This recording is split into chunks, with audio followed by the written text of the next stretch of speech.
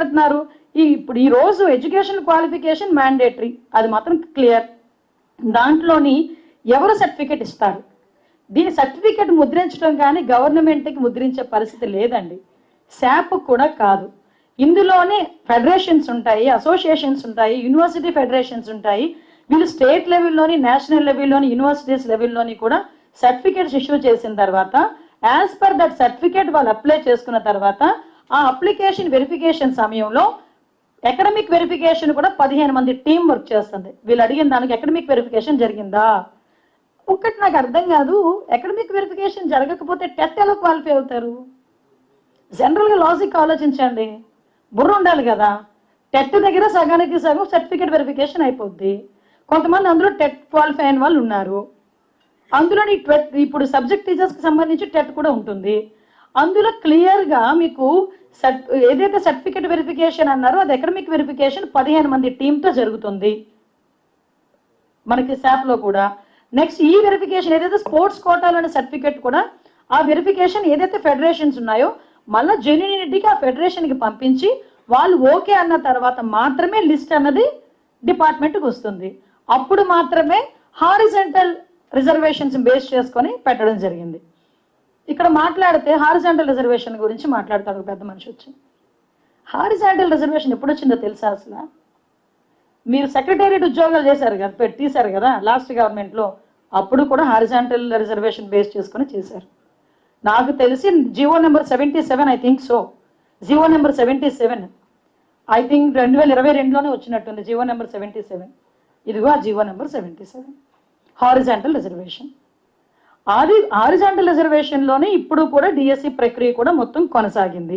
అందులో ఎక్కడ కూడా ప్రాబ్లం రాలేదు. సో ఓవరాల్గా ఇక్కడ వీళ్ళు చేస్తున్న ఏదైతే కొంతమంది 2-3 తీసుకుని వచ్చి ఇలా ఇచ్చేసారు అలా ఇచ్చేసారు అని చెప్పేసి మాట్లాడుతున్నారు.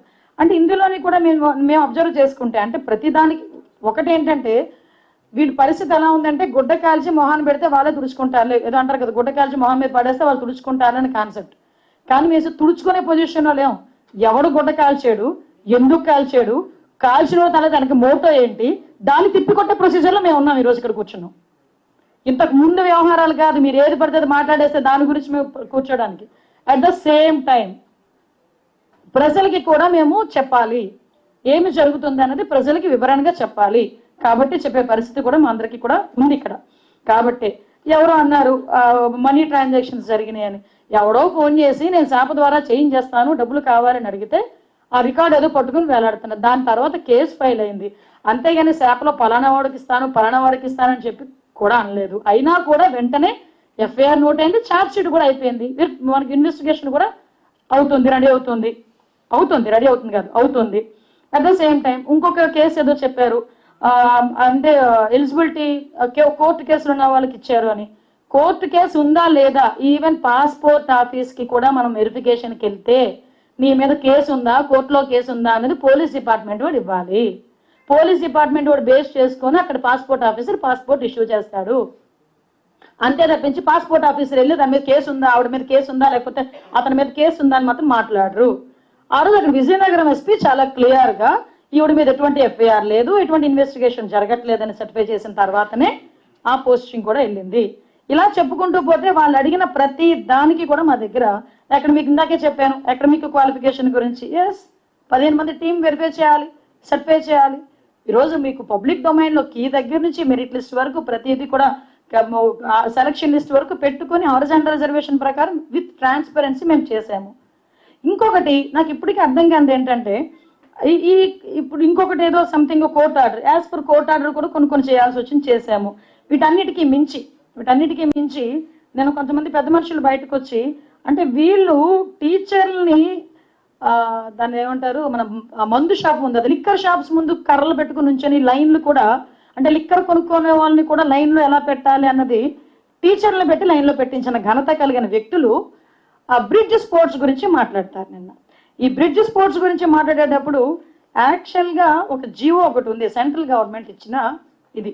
ఈ central government ministry of personal public grievances pensions and department of personal and training, government of ఇండియాలో కూడా కొన్ని స్పోర్ట్స్ని ఆథరైజ్డ్గా తీసుకోవచ్చు అని చెప్పి అది గవర్నమెంట్ ఆఫ్ ఇండియా ఇచ్చిన దాంట్లో ఇది one of the bridge sport కూడా వన్ ఆఫ్ ద స్పోర్ట్. ఇందులో మీకు విషయం తెలియదు ఏంటంటే ఏషియన్ గేమ్స్ లో కూడా వీటిని పెట్టారు తెలుసా మీకు? అందులో ఇండియా వాడికి ఒక బ్రాంజ్ మెడల్ కూడా వచ్చింది తెలుసా అది మీకు? బ్రిడ్జ్ స్పోర్ట్స్ లో, ఏషియన్ గేమ్స్ లో. మీకు ఇంకో విషయం, ఏ స్పోర్ట్స్ అయినా ఎప్పుడైనా ఎందులోనైనా అలో చేయొచ్చు. కొన్ని సందర్భం ఇప్పుడు ఒలింపిక్ గేమ్స్ లో కూడా క్రికెట్ని అలో యాడ్ చేయాలన్న ఒక ఆలోచనతో కూడా ఉన్నారు.